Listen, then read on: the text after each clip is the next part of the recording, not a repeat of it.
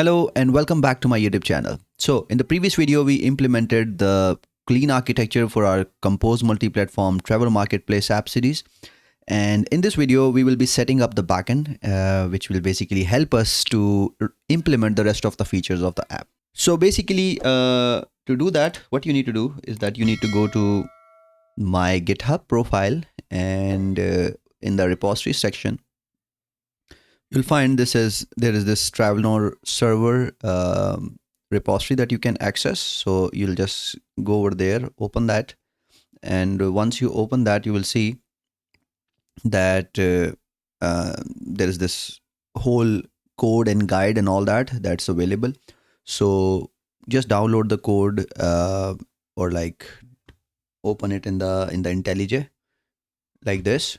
All you have to do is basically copy the link from there and then get over here, project from version control, and then paste it. Once you do that, it will just open this source code over here like this. And now there are a couple of things that we need before we can run the code. So the first one is to basically set up the backend on your machine. So for that, what you have to do is that you need like database that should be running, and other than that, there are a couple more things that we need to do. So now from the code base, you need to go over here into this database setup code, and this database setup code will basically help you with the setup. So if I switch back to this will be much more easier. So the first one is basically the H2 in memory setup. You can just use that, and this will basically be helping you with most of the stuff. But let's say you want to do something like MySQL or something. You can from a Mac, what you have to do is that basically you need to install this and then these two things are basically required for that. I already have the MySQL installed on my machine, so there's just basically I don't have to do these things. But if you don't have it, you can just run these two commands from Mac, or if you're using Linux, you need to run these command. For Windows, you can just download it from here and then it will download it. So basically, these are the couple of things that you need to do. I already have MySQL running, and basically over here you can see that I have this MySQL workbench that is basically there, and we have a quicker notes database from an older application series. So one way is basically to install this on your machine. That helps with some other stuff as well, that basically where you can look into your database and all that. The other option is basically to do it the way we have done it over like this.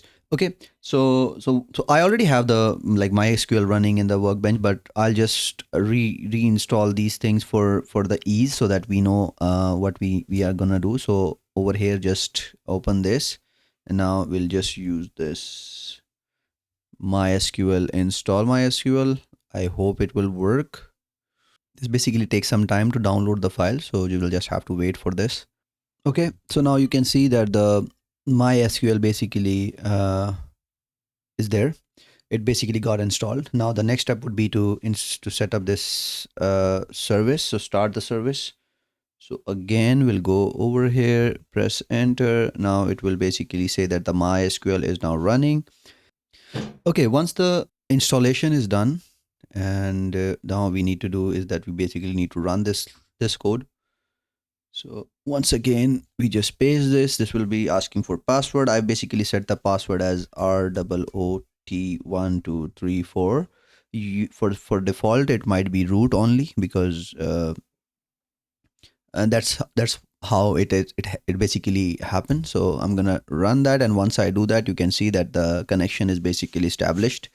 Now what we need to do is that we need to run the command that will help us create the database. So I'll just get over here and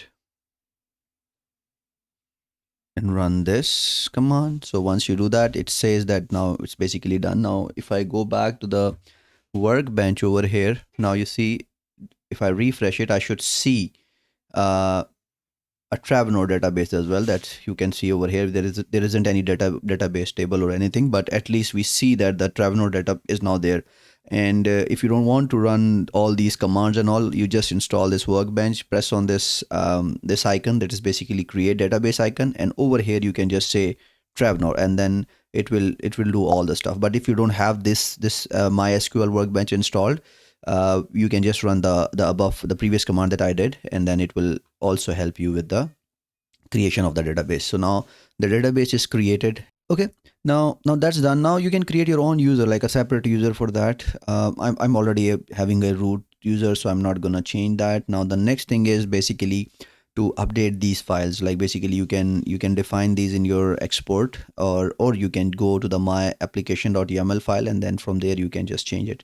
So basically you need to do either one. I would recommend, if you're on a production, you use this approach, because this goes to the environment variable of the system, and then from there it accesses it, and for this you'll have to put it in the, you know, in the file in the code base, and then the password might, you know, leak into the GitHub repositories and all that. So just make sure to use the correct one. Since I'm using on a dev, so I'll just change it from here. I won't be creating the environment variable and all that for that, but for production I would recommend to use the environment variable. Okay, so now I'm going to just copy all this.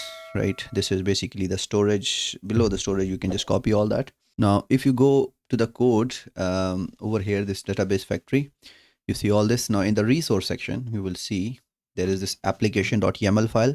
I've already created this for h2 as well. If you want to use h2, if you don't want to go the like creating this MySQL and all that, all you have to do is just uncomment this and comment this one, so that it basically use that. Now I kind of took all those changes from there and just placed it over here. Come on. Okay, and now all I need to do is that I need to change this. So I'm going to use root, and the password is going to be root1234. Now I created this. Basically once you do that, now everything is there. And there are a couple of more things, like for production you might want to change this key to a a proper key for the JWT. For now we don't need that, and then there are some Stripe related stuff, and that basically we'll be doing once we implement the payment and all that. Now by doing this, when you run it, you will see that the server should run, and it should create the database tables and all that. So we'll see if that works. Now let me just run this. Now once you run this, you will see that you will see this 000 and 8080. When I click on that, you will see that it's giving me the status as okay, and the service name as Travel Marketplace API, which means that the service is running. The service is running, and the server is basically running also. To verify, like I said, if we get over here and if we go now into the Trevnor, you see there is no database. Right now let me just refresh it. Now once I refresh, you will see that there are some data tables, like for example booking, categories, travel, user, but again you won't see anything in the database. Like everything is pretty empty for now. Now what you need to do is that we need to fill in some basic information, so that basically that will give us a head start for, you know, creating some sort of data, so that we can use it for the application and development. So this is going to be dummy data, and for production we definitely will be clearing all this, but for the development we need some basic initial data that will basically help us with the with creation of the app. So for that we go back again to this section, and over here,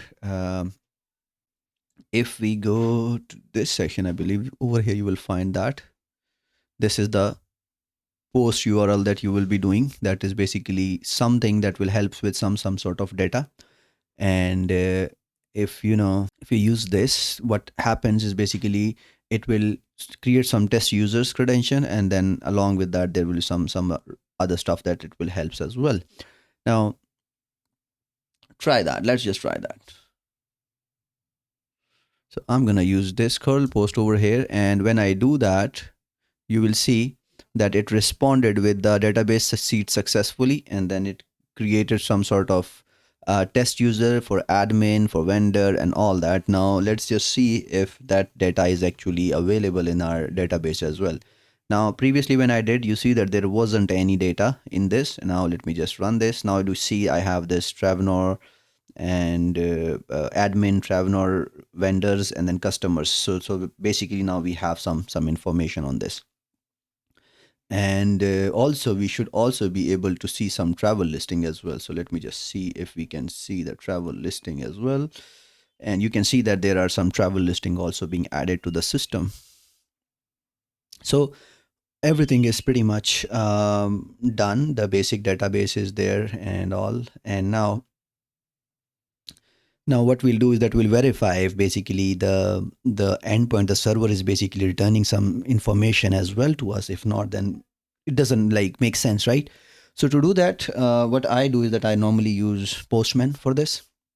I have this Postman. You see there is like nothing there in collection side. So what you can do is that you can either manually import the curl command from there, and if you want a much better process for that, you can go over here to import. So over here, you go over here, and in the code base, it's basically in the same code base that we are. There is a Postman folder, and inside the Postman folder, you will find this Trevnor collection and environment. These are the two JSON files that you can import. So I'll just open that, and then the collection and environment both will be open. And now once you open that, you will see you have some basic packaging that's there for setup. Like I said, we already have done the setup, so we don't need to do that. Now let's try the authentication, the login of the user. So for login, you know that we have customer that we created, and the password is 1234, password 1234. Now let me try to run it and see if we sign in, we should get a token. We're getting token, and also some user information like the name and all that for the user, which means this is working.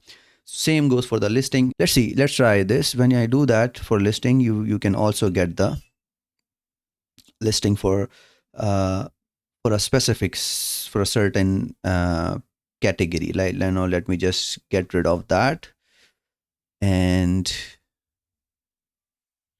like this, and now try again. Now this time when I do, you see there are like multiple categories and all that. So which means now the everything is there now, and you can also check some sort of like stuff for this. You definitely need a customer token for this, which we basically haven't set it, but like you understand, like you can test all these flows from here by using this. Now this is one way to do it. Now if you don't want to use the Postman, and if you say that, okay, this is just an overhead, I don't want to use that, for that you can go back to your code base once again. And now from the code base section, you will see there should be a Swagger endpoint over here. So all you have to do is just basically copy this URL, like you already are running this 8080, and then rather than by the end, you just add this open API-docs. So like you can see that we have this thing running. Now we do this, and once you do that, you will get the API documentation. And from over here, you can also do the same stuff over here. Like for example, I want to log in. So like this is basically the username and all that. I need to define a proper user over here. Customer one at what's the password? The users, it's customer1@trevnor.com. So this is basically trevnor.com. Password is PASSWORD1234, I guess. So once you execute that, you will see you get the response saying, okay, I believe it's 1, 2, 3, not 3, 4. Okay, now when I do that, I got this, right? So I'll copy that thing. And now inside this authorize section, I'll place that token and authorize it. Okay, now you can see that basically I'm authorized. Now let's say use this one. Categories are different kind of categories are there, and then you can just execute that. You will get the response for that. This is the response. Same goes for the bookings. You can also do that and execute it. So basically this is how like you can test most of the endpoint and get also request and response data as well from here. So for example, this was basically the response that we got, and then this was the request that we made as a query. This is again the request body for different kind of things, and then for header as well, you can also see like this was the header and this was the token that was basically sent as a part of it. So basically these are the two different ways that I basically shown you where you can run the server and verify if everything is working and all. This is just a testing way to like just for the testing and all that. We'll definitely be implementing and will be using most of the things, and that will basically help you understand much better on how the things are working. The listing still some like have some missing endpoints. I'll basically add, but at least for a starter, we have these two which we'll basically be using in our next video: the login and the register endpoint, and then the user as well. So these are the endpoints that we'll be using in the next video, and I hope as we progress, we'll basically add the rest of the stuff into the documentation. So the backend is basically pretty much ready. If there were any change or if there were any issues, I'll also always be updating you on how to update that or how to migrate that. But for now, I think that's basically ready. So I believe that's pretty much it for this video. We have done these all these things, and in the next video, we'll be starting working on the actual implementation of the app. We'll basically be implementing the authentication flows and screens. So stay tuned, and if you haven't subscribed to the channel, please do subscribe, and I'll see you in the next video. So till then, happy coding. Bye. Thank you so much for watching the video. If you found this tutorial helpful, don't forget to like, subscribe, and press the bell icon so you don't forget any update. If you got any question, you can join my Discord server. The link is in the description. Also, for quick updates and tips, you can follow me on Instagram. Until next time, keep learning, keep developing. Bye.